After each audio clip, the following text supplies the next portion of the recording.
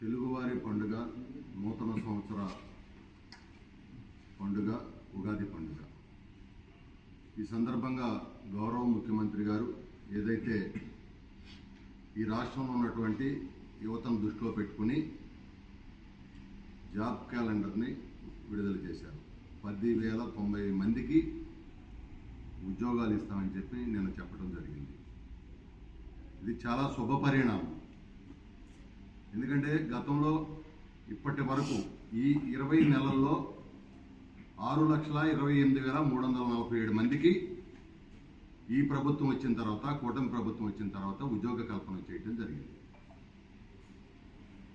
డిఎస్సిలో 16,347 పోస్టులు కావచ్చు, పోలీసు సంబంధించి 6,000 పోస్టులు కావచ్చు, గ్రూప్ 1 గ్రూప్ 2 కావచ్చు, అదేవిధంగా ఎంఎస్ఎంఈ పార్కుల్లో కావచ్చు, ఐటీలో కావచ్చు, ఎలక్ట్రానిక్ రంగంలో కావచ్చు, ప్రైవేట్ రంగంలో వివిధ రంగాల్లో మొత్తం 6,28,347 మందికి ఈరోజు ఉద్యోగ కల్పన చేశాం. ఇప్పుడు నిన్న ఏదైతే ప్రకటించారో 10,000, మరలా డిఎస్సి కానీ మరి లెక్చరర్స్ కానీ 3,000 మంది, యూనివర్సిటీలో ఉన్నటువంటి అధ్యాపకులు 1,500 మంది, పోలీసులు శాఖకు సంబంధించి 1000 మంది, ఎక్సైజ్ శాఖకు సంబంధించి 400 మంది, గ్రూప్ 1 గ్రూప్ 2 600 మంది, ఈ కాకుండా ఇంకా ఇతర శాఖల నుంచి 3,590 మంది, 10,090 మందిని రేపు రాబోయేటువంటి రోజుల్లో ఉద్యోగ కల్పన చేయబోతున్నాం అని చెప్పి యువతకి తెలియజేసుకుంటూ, ఇది చాలా శుభ పరిణామం. మనం గతంలో చూసాం, ఏదైతే ఆయన ఆనాడు మరి వైసీపీ ప్రభుత్వం జగన్మోహన్ రెడ్డి గారు ఏదైతే చెప్పారో మరి జాబ్ క్యాలెండర్ అని, ఎన్ని ఉద్యోగాలు ఇచ్చారో మనం చూసాం, ఎవరికి ఉద్యోగాలు ఇచ్చారో మనం చూసాం. యువత ఆనాడు పెడదో పట్టేసింది. గంజాయి కానివ్వండి, డ్రగ్స్ కానివ్వండి, విచ్చలవిడిగా తీసుకొచ్చారు. అంతేకాకుండా మద్యాన్ని ఏరులో పారించారు. వాళ్ళు సొంత లాభం కోసం వాళ్ళ సొంత మద్యం తయారు చేశారు. వాళ్ళ కార్యకర్తలను షాపుల్లో పెట్టుకున్నారు. ప్రైవేట్ షాపుల్లాగా మెయింటైన్ చేసుకుని చక్కగా వ్యాపారం చేసుకుని తాడేపల్లికి పంపించారు. మరి ఏదైతే ఆ రోజున కల్తీ మద్యం తాగారో దాదాపుగా 30,000 మంది చనిపోయారు. లక్షలాది మంది కిడ్నీలు, లివర్లో పక్షవాతం వచ్చింది. ఇది వాస్తవం కాదా అని చెప్పి నేను అడుగుతా ఉన్నా. ఇది వాస్తవం కాదా? ఇది జరిగిన మాట వాస్తవం కాదా? మరి ఆ రోజున ఏం చెప్పారు? ఈసారి ఎన్నికల గంటూ వెళ్తే మద్యాన్ని నిషేధించి వెళ్తానని చెప్పాడు జగన్మోహన్ రెడ్డి గారు. ఏ రోజైనా ఒక్క రోజైనా నిజం చెప్పాడు జగన్మోహన్ రెడ్డి గారు? మద్య నిషేధం చేసి వెళ్తానన్నటువంటి వ్యక్తి 1,000 మందిని చంపేసి వ్యాపారం చేసుకున్నాడు. బడుగు బలహీన వర్గాల సేవల పునాదుల మీద వ్యాపార సామ్రాజ్యం నిర్మాణం చేసినటువంటి వ్యక్తి జగన్మోహన్ రెడ్డి గారు. ఇవాళ వాళ్ళు మాటలు చెప్తా ఉన్నారు, ఇవాళ నీతులు చెప్తా ఉన్నారు. ఇవాళ ఒకటే మనం చేస్తా ఉన్నాం, ఈ రాష్ట్రంలో ఉన్నటువంటి ఎవరైతే చదువుకునేటువంటి బిడ్డలు ఉన్నారో ఆ బిడ్డల తల్లిదండ్రులందరూ కూడా నేను ఒక విజ్ఞప్తి చేస్తా ఉన్నా, ఒక విన్నపం చేస్తా ఉన్నా, ఒక అభ్యర్థన చేస్తా ఉన్నా. ఇవాళ ఈ రాష్ట్రంలో చదువుకున్నటువంటి బిడ్డలు ఈ రాష్ట్రంలోనూ ఉద్యోగం చేయాలని నారా చంద్రబాబు నాయుడు గారు, పవన్ కళ్యాణ్ గారు, లోకేష్ గారు రాత్రనక పగలనక శ్రమపడి అనేక పరిశ్రమలు ఈ రోజున తీసుకొచ్చారు. దాదాపుగా 23,000 కోట్ల పెట్టుబడితో 25 లక్షల ఉద్యోగ కల్పన చేయాలని చెప్పి ఒప్పందాలు చేసి దాన్ని ముందుకు తీసుకెళ్తా ఉన్నారు. దానికోసం స్థలాలు ఇచ్చారు తప్పితే వ్యక్తిగతంగా ఎవరిని కూడా మరి అనవసరంగా ఎక్కడ కూడా స్థలం ఏం లేదు. ఈ రాష్ట్రంలో బిడ్డల యొక్క భవిష్యత్తును దృష్టిలో పెట్టుకుని ఈ కార్యక్రమాలు చేశారు తప్పితే ఇంకొక రకంగా కాదు. నేను ఈ రోజున మరి భగవంతుడు కూడా ప్రార్థిస్తున్నా, ఇవన్నీ కూడా ఏదైతే పరిశ్రమలు ఉన్నాయో అన్ని పూర్తవ్వాలని నేను కోరుకుంటున్నా. ఈ రాష్ట్రంలో ఉన్నటువంటి బిడ్డలు ఎవరైతే ఉన్నారో ఆ బిడ్డల భవిష్యత్తు బంగారం కావాలని నేను మనస్ఫూర్తిగా మరి కోరుకుంటా ఉన్నా. గతంలో పరిశ్రమలు పంపించేశారు, తెలంగాణకి వెళ్ళిపోయి, అదేవిధంగా తమిళనాడుకి వెళ్ళిపోయి, బెంగళూరుకి వెళ్ళిపోయినాయి.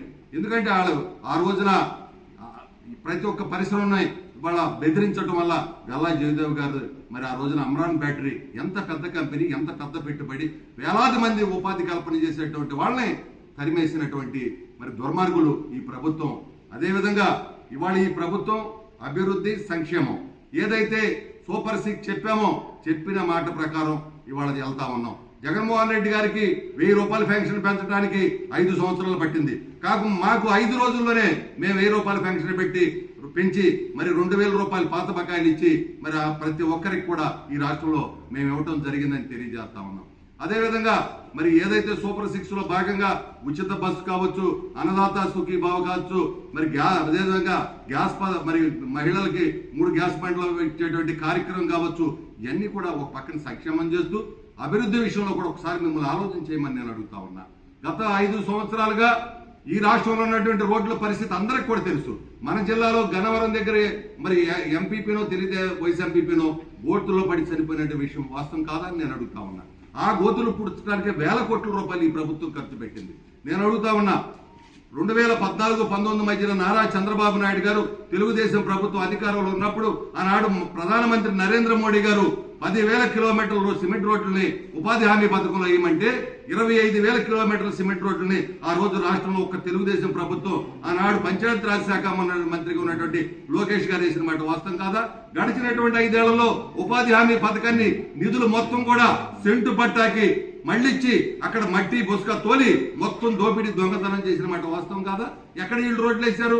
ఏ నియోజకవర్గంలో రోడ్లు వేశారు? ఇవాళ నేను చెప్తా ఉన్నా, ఈ 20 నెలల్లో కూడా ఒక్కొక్కసారి చూసుకున్నట్టయితే మొదటి విడత ఇందాక మా తమ్ముడు మరి ఎమ్మెల్యే బోడే ప్రసాద్ గారు చెప్పారు, మరి మొదటి విడతగా ఈ యొక్క ఏదైతే పల్లె పండుగ ఉందో పల్లె పండుగకి 4,600 కోట్లు కేటాయించారు.